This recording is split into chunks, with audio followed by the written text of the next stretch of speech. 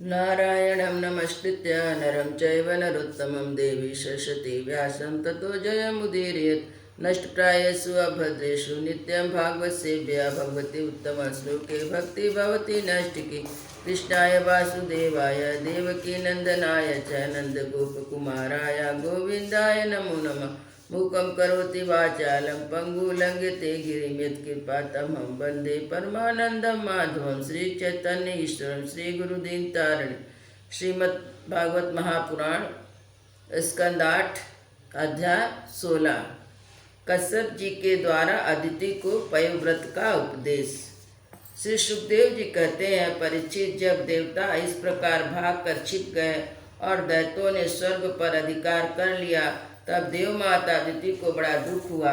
वे अनाथ सी हो गई और एक बार बहुत दिन के बाद जब परम प्रभावशाली कश्यप मुनि की समाधि टूटी, तब वे अदिति के आश्रम पर आए। उन्होंने देखा ना तो वह बहुत सुख शांति है, ना किसी प्रकार का उत्साह या सजावट ही। परीक्षित जब वहां जाकर आसन पर बैठ गए, अदिति ने विविध पूर्वक उनका सत्कार किया। तब वे अपनी पत्नी अदिति से, उसके चेहरे पर बड़ी उदासी छाई हुई थी, बोले, कल्याणी, इस समय संसार में ब्राह्मणों पर कोई विपत्ति तो नहीं आई है? धर्म का पालन तो ठीक ठीक होता है? काल के कराल गाल में पड़े हुए लोगों का कुछ अमंगल तो नहीं हो रहा? प्रिय गृहस्थ आश्रम तो जो लोग योग नहीं कर सकते उन्हें भी योग का फल देने वाला है। इस गृहस्थ आश्रम में रहकर धर्म अर्थ काम के सेवन में किसी प्रकार का विघ्न तो नहीं हो रहा है।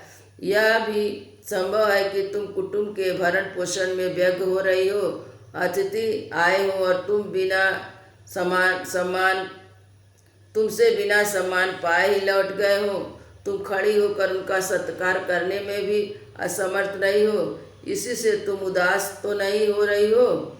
जिन घरों में आए हुए अतिथि का जल से भी सत्कार नहीं किया जाता और वे ऐसे लौट जाते, तो वह घर अवश्य गीदड़ के घर के समान है।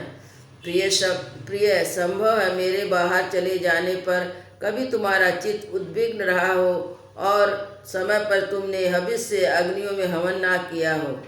सर्वदेव में भगवान का मुख है ब्राह्मण और अग्नि। गृहस्थ पुरुष यदि इन दोनों की पूजा करता है तो उसे उन लोगों की प्राप्ति होती जो समस्त कामनाओं को पूर्ण करने वाले हैं। प्रिय, तुम तो सर्वदा प्रसन्न रहती हो, परंतु तुम्हारे बहुत से लक्षणों को मैं देख रहा हूँ कि इससे तुम्हारा चित्त अस्वस्थ है। तुम्हारे सब लड़के तो कुशल मंगल से है ना?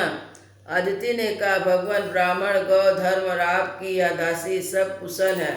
मेरे स्वामी, यह गृहस्थ आश्रम ही धर्म अर्थ और काम की साधना में परम सहायक है।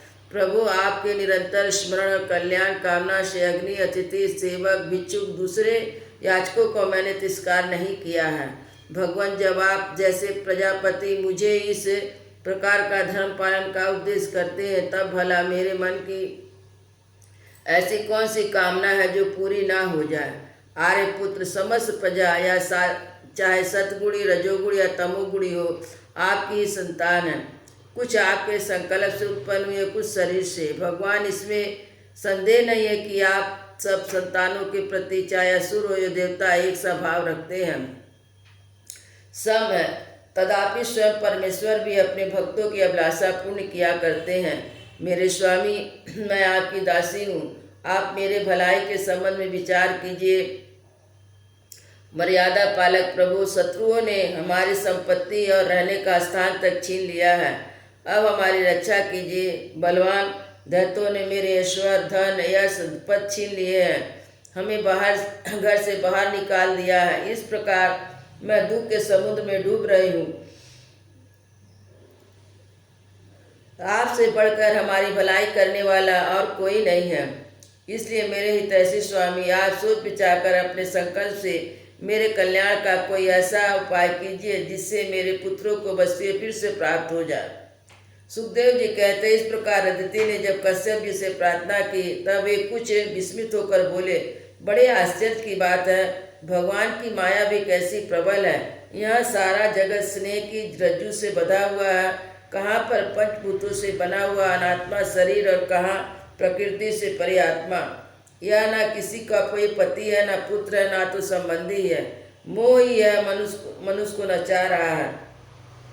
प्रिय, तुम संपूर्ण प्राणियों के हृदय में विराजमान अपने भक्तों के दुख मिटाने वाले जगत गुरु भगवान वासुदेव की आराधना करो। वे बड़े दीन दयालु हैं। वे अवश्य श्रीहरि तुम्हारी कामना पूर्ण करेंगे। मेरा यह दृढ़ निश्चय है कि भगवान की भक्ति कभी व्यर्थ नहीं होती। इसके सिवा कोई दूसरा उपाय नहीं है। अदिति ने पूछा, भगवान, मैं जगदीश्वर भगवान की आराधना किस प्रकार करूं जिससे वे सत्य संकल्प प्रभु मेरे मनोरथ को पूर्ण करे।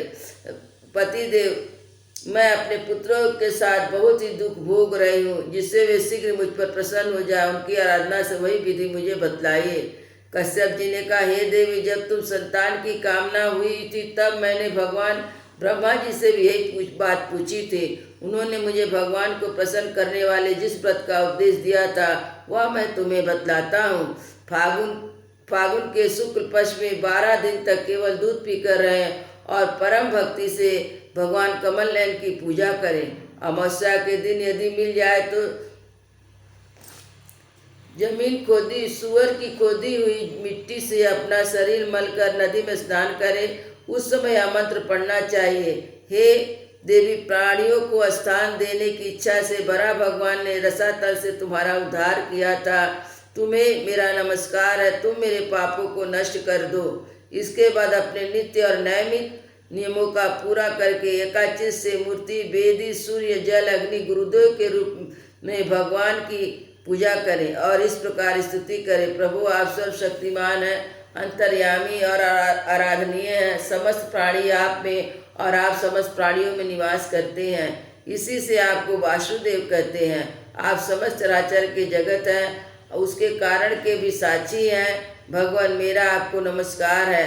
आप 24 गुणों को जानने वाले, गुणों की संख्या करने वाले सांख्य शास्त्र के प्रवर्तक हैं। आपको मेरा नमस्कार है। आप वह यज्ञ है जिसके प्राणी है और उदानी है, 2 कर्मशीर हैं, प्रातः मध्यम सवन 3 पाद हैं, चारों वेद 4 सिंह, गायत्री आदि 7 संधि 7 हाथ है। धर्म विषप रूप यज्ञ वेदों के द्वारा प्रतिपादित है। इसकी आत्मा स्वयं आप है। आपको मेरा नमस्कार है। आप ही लोक कल्याणकारी शिव है और आप ही प्रलयकारी रुद्र हैं। समस्त शक्तियों को धारण करने वाले भी आप ही हैं। आपको मेरा बार बार नमस्कार है। आप समस्त विद्याओं के अधिपति एवं भूतों के स्वामी हैं। आपको मेरा नमस्कार है। आप ही सबके प्राण, आप ही इस जगत के स्वरूप भी हैं। आप योग के कारण तो हैं, स्वयं योग उससे मिलने वाले ईश्वर भी आप ही हैं। हे हिरण्यगर्भ, आपके लिए मेरा नमस्कार है। आप ही आदिदेव है, सबके साक्षी हैं। आप ही नारायण ऋषि के रूप में प्रकट स्वयं भगवान है। आपको मेरा नमस्कार। आपका शरीर मरकत मणि के समान श्यावला है। समस्त संपत्ति और सौंदर्य की देवी लक्ष्मी आपकी सेविका है। पीताम्बर धारी केशव, आपको मेरा बार बार नमस्कार है। आप सब प्रकार के वर देने वाले हैं, वर देने में श्रेष्ठ है तथा जीवों के एकमात्र वर्णीय है। यही कारण है कि धीर विवेकी पुरुष अपने कल्याण के लिए आपके चरणों की रज की उपासना करते हैं।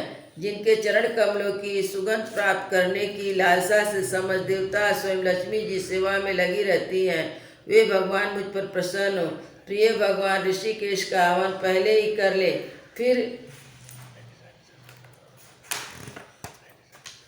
फिर इन मंत्रों द्वारा पाद आचमन आदि का श्रद्धा पूर्वक मन लगाकर पूजा करें। गंध माला आदि से पूजा करके भगवान को दूध से स्नान करावें। उसके बाद वस्त्र, एगोपीत, आभूषण, पाद आचमन, गंध, पुष्प आदि द्वारा 12 अक्षर मंत्र से भगवान की पूजा करें।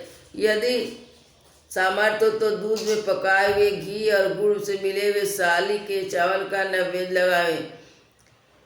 उसी का 12 अक्षर मंत्र से हवन करे। उस नैवेद्य में भगवान के भक्तों को बांट दे और स्वयं पर ले। आचमन और पूजा के बाद तांबुल निवेदन करे। 108 12 अक्षर मंत्र का जप करे और स्तुति द्वारा भगवान का स्तवन करे। प्रदक्षिणा करके बड़े प्रेम और आनंद से भूमि पर लौट कर दंडवत प्रणाम करे। निर्माल को सिर से लगाकर देवताओं का विसर्जन करे। कम से कम 2 ब्राह्मणों को यथोचित रीति से खीर का भोजन करावे, दक्षिणा आदि से उनका सत्कार करे। इसके बाद उनके आज्ञा लेकर अपने इष्ट मित्र के साथ बचे हुए अन्न को स्वयं ग्रहण करें। उस दिन ब्रह्मचर्य से रहें और दूसरे दिन प्रातःकाल में स्नान करके आदि करके पवित्रता पूर्वक विधि से एकाग्र होकर भगवान की पूजा करें। इस प्रकार जब तक व्रत समाप्त ना हो तब तक दूध से स्नान करा के प्रतिदिन भगवान की पूजा करें। भगवान की पूजा में आदर बुद्धि रखते हुए केवल पयोव्रती रहकर व्रत करना चाहिए। पूर्ववत प्रतिदिन हवन और ब्राह्मण भोजन भी कराना चाहिए। इस प्रकार पयोव्रती व्रत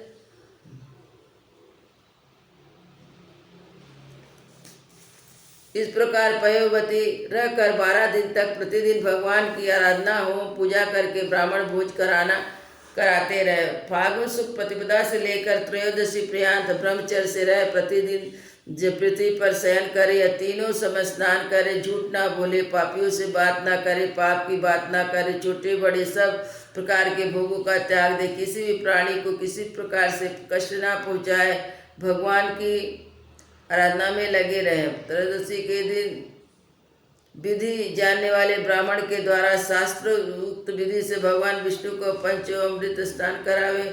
उस दिन का धन किसी प्रकार छोड़ा नहीं जा सकता।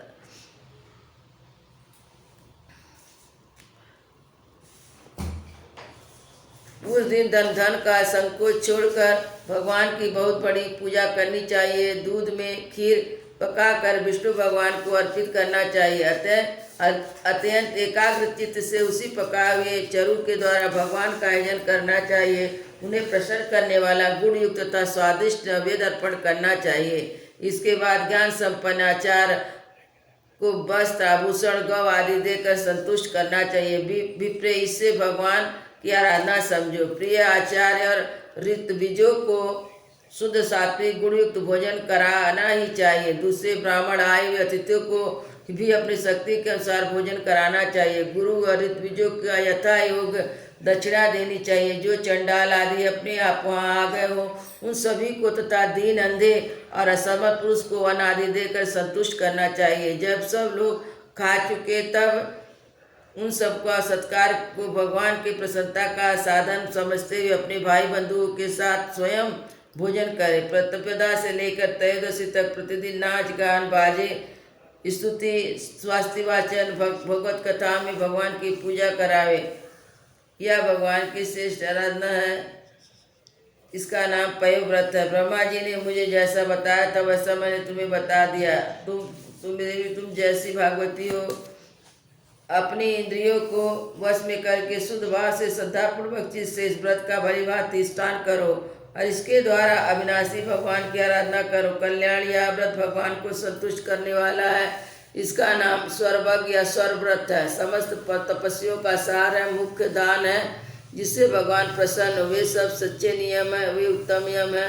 ये में वास्तविक तपस्या दान व्रत और यज्ञ है। इसलिए देवी संयम और श्रद्धा से तुम इस व्रत का अनुष्ठान करो। भगवान शीघ्र तुम पर प्रसन्न होंगे, तुम्हारी अभिलाषा